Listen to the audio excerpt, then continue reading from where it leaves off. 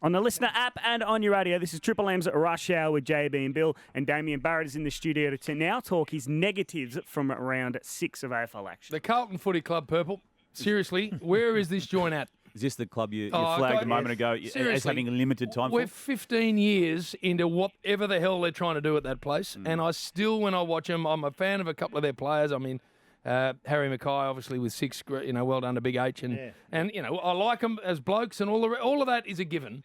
But seriously, how much more of this crap are Carlton fans going to have to put up with? Yep.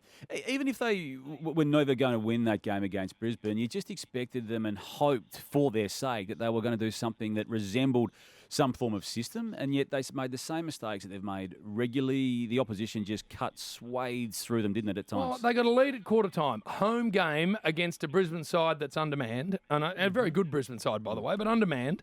And then they just cough up a 7-2 second term and surrender the game of footy. So if I'm Teague or any of the people attached to that, John, I'm going, how much more of this are we doing? But you say if you're Teague, I mean, Teague's part of it, isn't he? I mean, Teague is part of the problem. He's now been there for 3 seasons, half a season in 2019, all of last year, and now the 5 rounds or 6 rounds as it is now. And I just, there's not one thing, and I know you've been on this bandwagon, Jim, for probably longer than all of us. There's just not one sign at any stage of the past 15 years that suggests they've turned the corner. Yeah.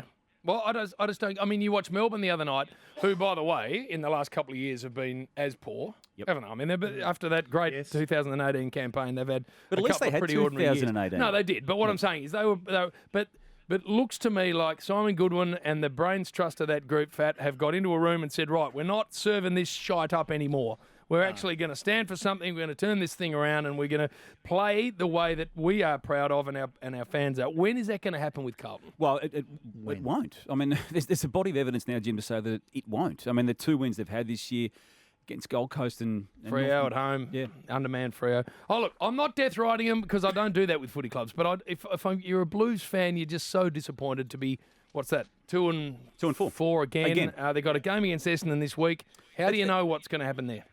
It's a big game in the context of where the coach is. It's a big game in the context of where those players are. So they've paid a lot of money in the most recent trade period. They had done that prior to the 2020 trade period. Those players, they're having an impact, Jim, but it's not the money. It's not the impact that their money would suggest they should be having. And have they identified correctly in those 2 players?